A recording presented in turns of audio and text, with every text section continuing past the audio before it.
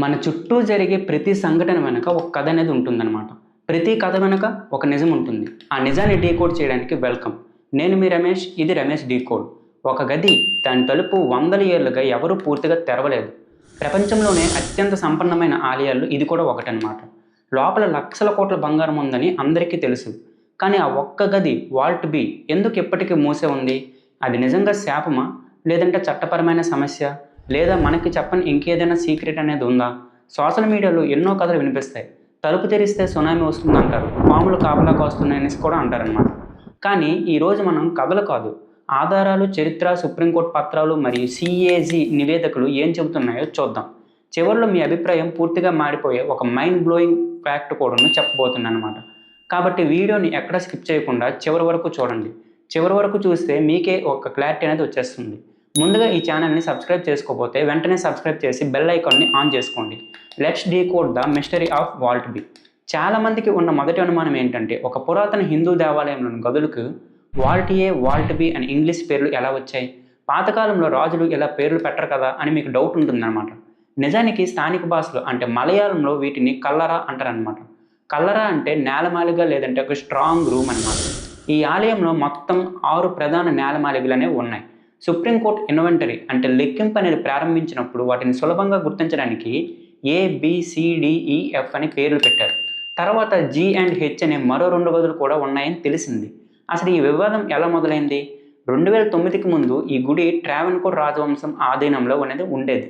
1750లో ట్రావెన్కోర్ రాజు మార్తాండవర్మ తన రాజ్యం మొత్తం శ్రీ పద్మనాభ స్వామికి దానం చేసి తాను కేవలం పద్మనాభ దాసుడిగా మిగిలిపోయాడు.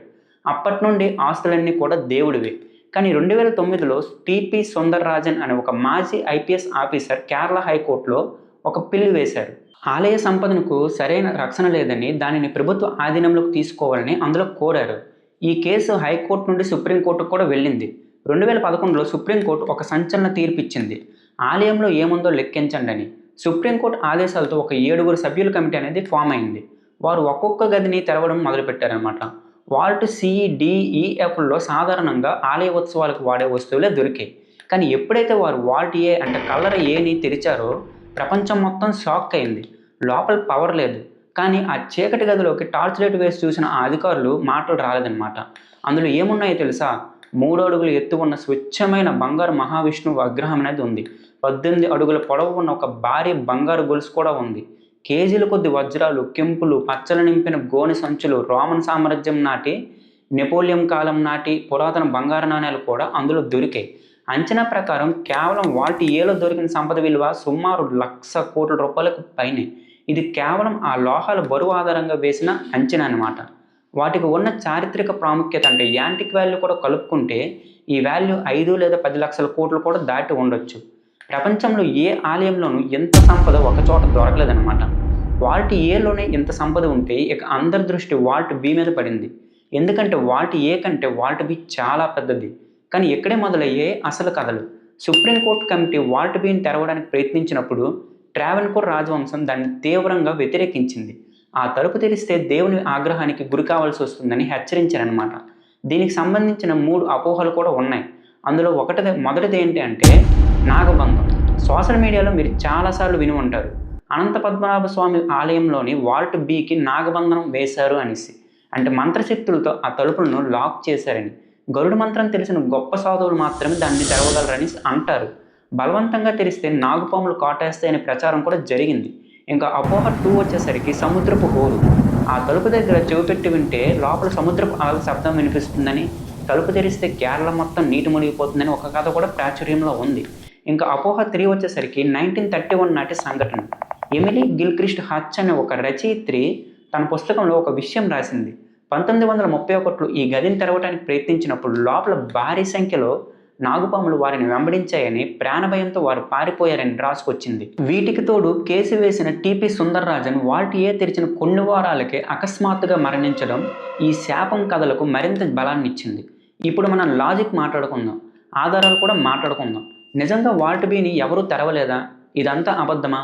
అంటే వినోద్ రాయ్ అంటే భారతం మాజీ కంప్ట్రోలర్ అండ్ ఆడిటర్ జనరల్, అదే CAG, సుప్రీంకోర్టు ఆదేశాల మేరకు ఆయన ఆలయ లెక్కలను ఆడిట్ చేసి ఒక భారీ రిపోర్ట్ ఇచ్చారనమాట. ఆ రిపోర్ట్‌లో ఉన్న ఒక పాయింట్ అందరి మైండ్‌ని బ్లాంక్ చేసింది. ఆ నివేదిక ప్రకారం వాల్ట్ బి అనేది ఎప్పుడు తెరవని ఒక మాయా గది అయితే కాదు. 1990 నుండి 2002 మధ్య కాలంలో వాల్ట్ బిని కనీసం 7 టైమ్స్ ఓపెన్ చేశారనమాట. అవును, మీరు విన్నది నిజమే. ఆలయ అధికారులే ఉత్సవాలకు కావాల్సిన వెండి, బంగారు పాత్రల కోసం దాన్ని ఓపెన్ చేశారు.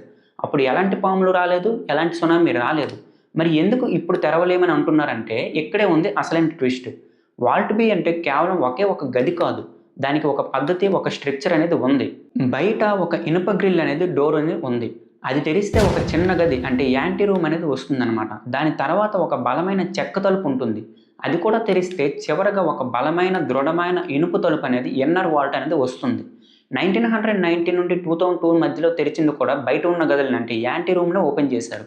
సుప్రీంకోర్టు కమిటీ కూడా ఆ చెక్క తలుపు వరకు వెళ్ళింది కానీ, ఆ మూడో తలుపు దాటి అంటే అసలైన ఇన్నర్ వాల్ట్‌కి మాత్రం ఇప్పుడు కూడా ఓపెన్ చేయలేదన్నమాట. దానికి కారణం పాములు కాదు. ఆ తలుపుకి తాళం కప్ప గానీ, లేదంటే గొళ్ళెం గానీ ఏమీ లేవన్నమాట. అది గోడలో ఫిక్స్ అయి ఉన్న ఒక భారీ ఇనుప పలక లాంటిదన్నమాట. దాన్ని పగలగొట్టడం తప్ప వేరే దారి లేదు. దాన్ని పగలగొట్టడానికి అధికారులు సిద్ధమైనప్పుడు రాజకుటుంబం దేవప్రశ్నం అంటే దేవుని ఇష్టాన్ని తెలుసుకునే ఒక అష్టమంగళ జ్యోతిష్య ప్రక్రియని నిర్వహించింది. ఈ దేవప్రశ్నంలో ఆ మూడో గదిని బలవంతంగా తెరిస్తే ఆలయానికి, రాజ్యానికి, దేశానికి కూడా అరిష్టం కలుగుతుందని వచ్చిందనమాట. మతపరమైన మనోభావాలు దెబ్బతింటాయనే ఉద్దేశంతో సుప్రీంకోర్టు కూడా ఆ ఇన్నర్ వాల్ట్‌ని తెరవకుండా స్టే ఇచ్చేసింది. సో, వాల్ట్ బి మూసి ఉండడానికి అసలు కారణం మనోభావాలు, నమ్మకం మరియు చట్టపరమైన ఆదేశాలే తప్ప పాములో లేదంటే శాపాలో కాదు. చూసారు కదా! ఎప్పుడైతే మనం వాట్సాప్ ఫార్వర్డ్స్, థంబ్‌నెయిల్స్‌ని దాటి చరిత్ర పుటల్లోకి, కోర్టు డాక్యుమెంట్స్‌లోకి వెళ్తామో అప్పుడే అసలు నిజమనేది బయటపడుతుంది. పద్మనాభ స్వామి ఆలయంలో ఉన్న సంపద కేవలం ఒక రాజుది కాదు, లేదంటే ఒక ప్రభుత్వానిది కాదు. అది భారతదేశపు ఘనమైన చరిత్రకు సజీవ సాక్ష్యం. వందల ఏళ్ల పాటు ఎంతోమంది రాజులు, భక్తులు తమ దేవుడికి సమర్పించుకున్న భక్తి అది. దాన్ని అలా భద్రంగా ఉంచడమే మన బాధ్యత. ఆ మూడో తలుపు వెనక ఏముందో అసలు అది ఒక మిస్టరీగానే ఉండనిద్దాం. కొన్ని రహస్యాలు రహస్యాలుగా ఉంటేనే వాటికి అందం, మనకి గౌరవం. మరి మీరేమనుకుంటున్నారు? సుప్రీంకోర్టు ఆదేశాలిచ్చి ఆ మూడో తలుపును కూడా తెరవాలని అనుకుంటున్నారా?